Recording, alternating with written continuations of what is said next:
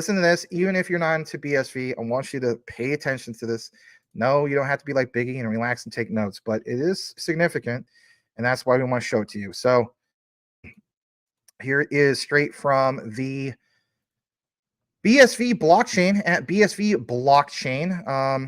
17.6 thousand followers is another one, as we know, but I want to share this because I thought it was significant, because we are on the topic of what, guys? Wallets. Obviously big news with Hedera and also Algorand, but this definitely gets the honorable mention tonight as well. Why is that? Let me come back into the frame. So basically, the reason why it gets honorable mention is for a few reasons. So for one, look what it says: understand the various types of wallets. Right, topic of the night. It is crucial for financial control and security. This was a key panel discussion from LDN Blockchain. They are a London blockchain conference focused on application. Remember how Cool Cat was talking about this last year? He was like, watch out for that London conference. It's going to be big. Right.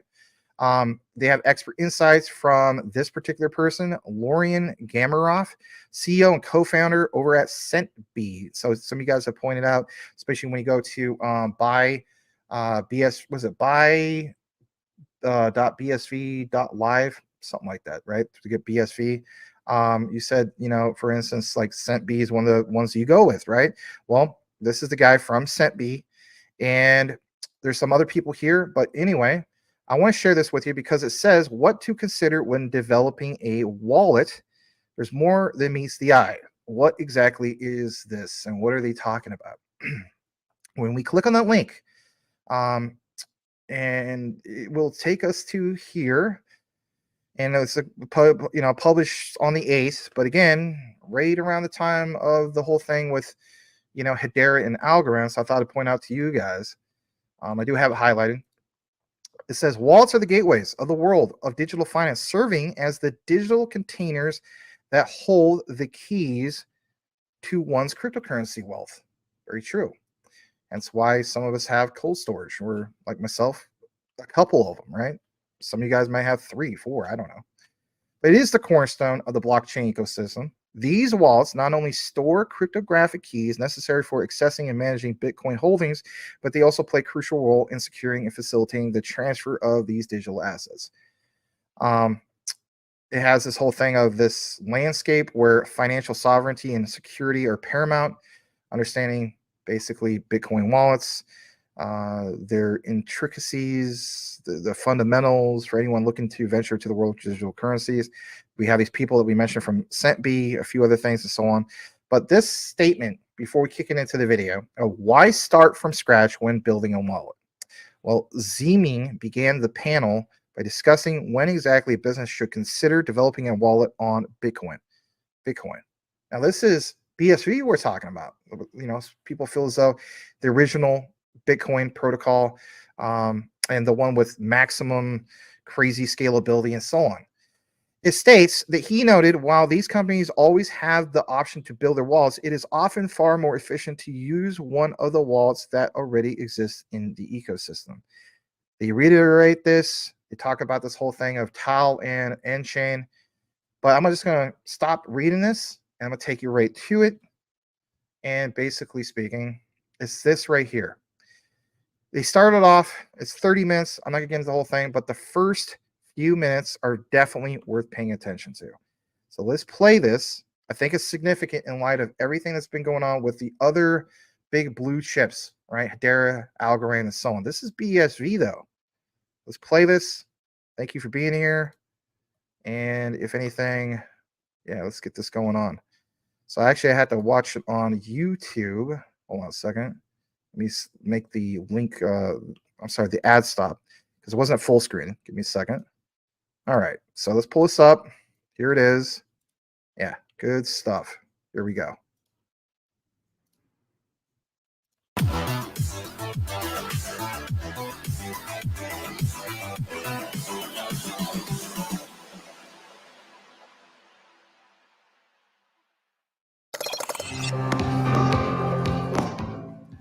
All right, you guys, welcome. So today we're going to talk about wallets, and we'll get right into it. So the first question is, when should an app developer, they're building this awesome application, it's going to use, use the blockchain. When should they build their own wallet, or when should they use an existing solution? And we'll go ahead and start with you, Liam. I think it depends. I mean, it's possible to do both, of course. But I think I'm working a bit on the Teranode vision of really a lot of transactions coming in, and one generic wallet won't be able to handle everything. So I think while they can take the basis of a wallet and use that code, they're going to have to, I think, handle the SPV stuff, looking after the inputs, the UTXOs, and keeping track of the transactions. Wallets may look a little bit different than they do today. Yeah, exactly. Yeah. But okay, we'll go ahead and move to you, Lynn. I think when an enterprise they enter the BSV market and they want to develop their own applications, they have to have their independent developed wallets that tailored to their needs, but they can use a lot of libraries provided, the infrastructure provided by the ecosystem. And why they need to tailor it to the needs, because there might be different needs that apart from the actual customer needs, right? They have their built-in function that might not fit the needs of the situation, the occasion of their needs, right? So I think when you are building an application, at least you need to have a wallet for yourself, for your company, right? But it might not be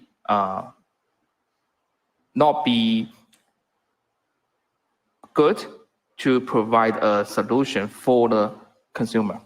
So for example, let's say with Handcash, you're going to just do micropayments or something, and maybe that or Dot Wallet might be a solution. But if you need, maybe scripting features, then that's kind of what you're talking about. Depends on the application and what's the primary use case.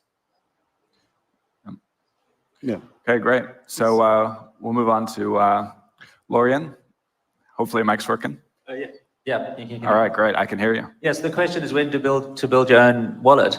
Yeah, and of course it depends. But there are a lot of tools out there and a lot of services. When you build a Bitcoin wallet, you have to think about the blockchain, of course, and depending on your use case, if you're going to be scanning blockchains and all that sort of thing, obviously it comes with a huge amount of effort. But luckily, there are companies out there today like Tal and others, the work that nChain's doing, that are making that a lot easier. So really the difficult part when creating an app or something is really just the app itself. How can you make it compelling? And for that, you don't need blockchain skills. You just need to know how to spin an app together. Also, there are open source wallets out there as well, but I would suggest not really getting into it, because the difficult part that you think, which is the Bitcoin side of things, that's really that's a small part in a way, because remember, the blockchain is handling that, so all you need to do is just make sure you're signing transactions and getting them broadcast. And you think, well, if I take a Bitcoin wallet that already exists, that's going to already push me really forward, and I don't have to worry about all that stuff. But what you're going to end up doing is spending a lot of time kind of peeling away all that code, unnecessary code that you don't need, and it's going to be filling up your hours, and you're going to be trying to whittle it down to something that is appropriate for you. So I would say, go ahead and build a wallet. You don't need to have blockchain skills, but in doing that, you're going to learn valuable skills, because then you'll know when playing with the blockchain what you'd need to do at a basic level, rather than having a lot to deal with. So I would always suggest, and it's not rocket science, you don't have to be you don't have to be Dr. Craig Wright to figure out Bitcoin. The white paper is clear, but also really the protocol, it's fairly simple. So I would totally suggest, get stuck in, read there's documentation. The BSV Association has a lot of content out there that helps you through how to create everything, and just sort of focus on building something simple and growing from there. I guess that's the advice. Great. Michael? So I definitely agree with my colleagues, panelists here, that it really depends on what we would like to achieve in the end, because we need to think about the user. There are a lot of different solutions already out there, and do we really need another wallet? Do we really need like another application that we would need to sign in, send some crucial data? So it really depends. If we only need some, UTXO management or something like that, we can definitely use already existing tools that are developed, that are tested, battle tested in the real world. Because building a custom wallet will also cost us money, right? It's development, so we need to consider what we would like to achieve in the end to answer this question. I would imagine too, one of the problems, if you're doing it yourself, at least me as a developer, I'd be worried about security, like if I'm gonna mess this up, and so I may turn to have somebody else do it. What do you guys think about that? Are there pitfalls in security of the wallets? And does anybody want to take this and go first? Yeah. I suppose it depends on what sort of wallet you're building. If you're building a web-based, web-free wallet, like a MetaMask or something, then the security risks are much higher than if you're building something that you actually install. I think maybe the way forward could be, rather than having people build their own wallets, could be to have more standards so that people can follow these standards, and then an interface, and we just follow that interface, and then you can sign your own sort of tokens, or you can do whatever you want to do in your wallet. Yeah, I've always imagined that wallets would eventually and you talked also about specialization, so there could be multiple wallets, some would be an application, but I've always imagined that it would go down to the iOS or the OS level, you know what I mean? In the same way you have your keychain and stuff. So how do you see that with specialization, and do you guys think that I'm on track with the OS, and what do you guys think? So hold on, I had to pause that because sorry, this is a commercial. Sorry, give me a second. All right, we're gonna kick it back to this. Only about maybe 4 more minutes. I want you guys to see this because there's a lot of talk about obviously the wallet. So I just didn't want you to have to sit through a commercial. All right, here we go. I'll just mention I want to go back to the security thing quickly before we go there, sure, because that really is a major topic. Yeah. If you're building anything to do with Bitcoin, you are going to be attacked all the time. We are constantly attacked all the time. And so, we have to think very carefully about securing our endpoints and, those open servers, getting them behind VPNs and so on. One of the cool things, though, about what we did, which isn't really a long-term solution, but it helps in the short term, which is to make a non-custodial wallet, because then, the keys are pushed to the user, and they have to be compromised. And so when you give the responsibility to the user to manage the keys, then that's a great burden you don't have to carry. But of course, if we want to really make Bitcoin useful for most people, most people, even me, most of the time when I log into something, I just go straight for the forgot password and reset it. So, that responsibility of giving it over to your user is a bad idea, of course, in the long term, if you're wanting to go for a mass market. But we can't continue that way. We have to think about how do we become custodians, and how do we carefully look after our customers' assets.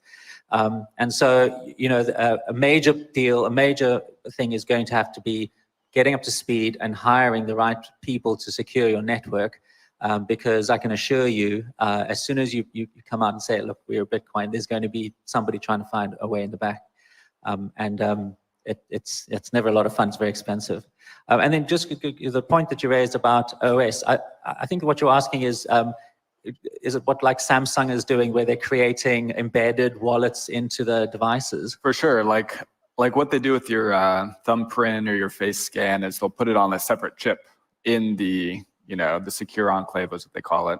And I feel like that would be a really useful thing to have with these keys. Because like you were saying with the insecurity, if it's based on the browser, if it's in this little Chrome extension, it just seems so, dangerous to me at least. And so, yeah, that's kind of what I'm thinking about. So within the last minute and a half, towards the end of what we just played, I don't know if you noticed, but the guy, the bald guy, if you will, he was mentioning this whole thing of like recovering seed phrases and doing this thing from scratch in regards to the wallet. This is why this whole topic of the show is focused on this. So again, for some of the people that are just tuning in, we were talking about earlier with Hedera and also Algorand, the collaboration to do this thing that, Hedera has mentioned over a year ago about seed phrase recovery and a specific wallet to get the whole job done. And of course, collaboration with Algorand that was mentioned earlier today is huge news.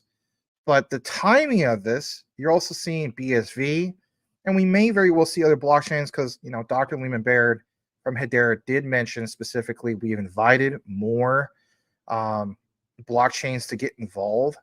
Could we have seen an invite from Hedera to BSV? Very well possible. But the point is, not recognizing like, well, we're all in competition. Yeah, there's competition, but this whole thing of having everything unified, coming together, with quant, we always talk about interoperability, right? But in this case, it's literally just like compatibility and making everything just be a giant platform for the masses to just simply come into like DeFi and so on and accomplish that common goal instead of saying, hey, you're not part of Hedera, right? You guys are part of Bitcoin Association and so on. Anyway, my point is this. You see all these things coming out of the woodwork. I think it's absolutely great. And for Hedera and Algorand and also BSV to be at the forefront already, that is super, super cool. I love the these little conferences or these meetings, or even with the one with Hedera and Algorand, the news about it and so on. Who's next, right, is my key takeaway when it comes to that.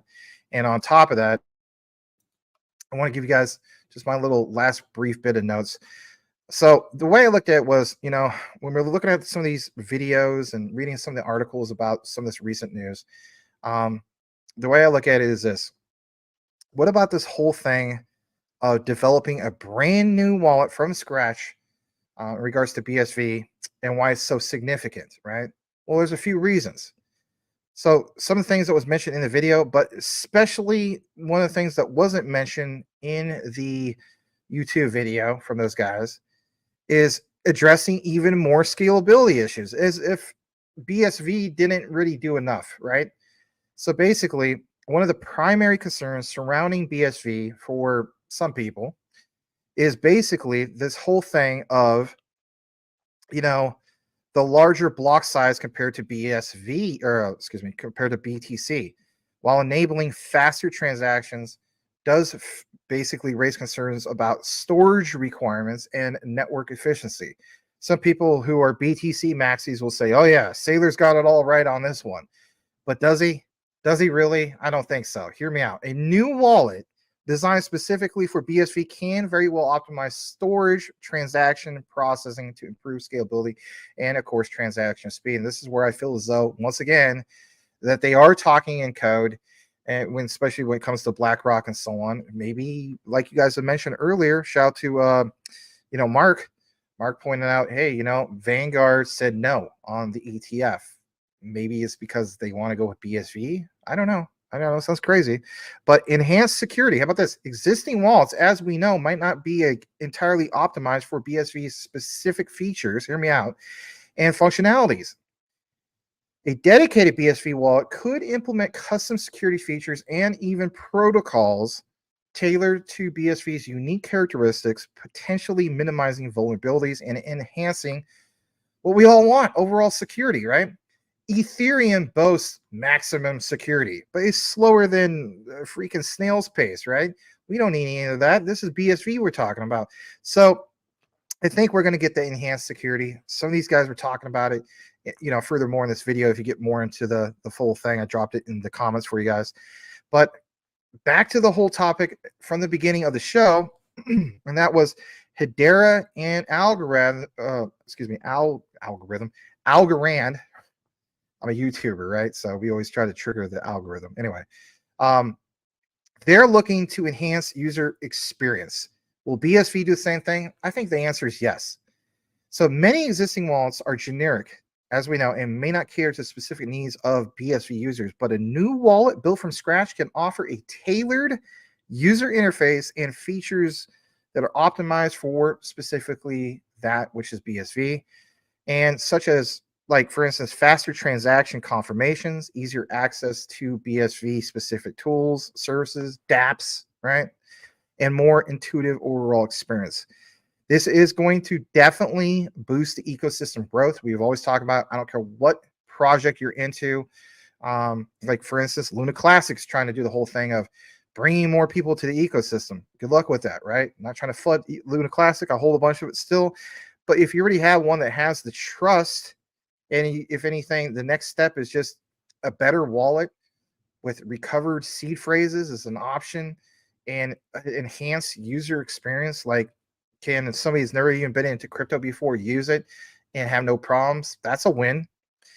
We know there's going to be technological advancements to this. BSV could very well introduce cutting edge tech on top of the tech. BSV can set the new standard for security, privacy, and user experience in the overall cryptocurrency space. Like I mentioned, attract people from Ethereum to go jump ship to a better, more efficient platform. Seems like a win-win. But one thing I do love about BSV is this whole thing of community building. Say what you want. Communities come together with us, you name it, coming together to foster a sense of community and collaboration among BSV enthusiasts by involving community testing, feedback. BSV can, in fact, create a wallet that truly reflects the needs and preferences of its users. So it's not just the devs coming in and say, hey, this is what we're going to do. It's also getting the community involved and also getting that free feedback, if you will. Say what you want. Like, I'm a gamer, right? How many times have I played games where I've alpha tested, beta tested, and so on? You share what bugs exist, and if anything, more than one person testing those things out. Say what you want. You bat out the problems that exist. We'll apply that to blockchain, DLT. It's a win-win. So, in conclusion, overall, the development of a brand new wallet from scratch by BSV is definitely a significant step towards the whole thing of this potential to address existing challenges such as recovered seed phrases. And it will very well advance BSV's technology to ultimately boost the growth and adoption of just that, our beloved asset, BSV. All this news about this talk of these wallets and just the common thing of recovered seed phrases, I think is absolutely awesome, because even if you're not a holder of BSV, Algorand, or Hedera, we all understand this is a win for us in this space.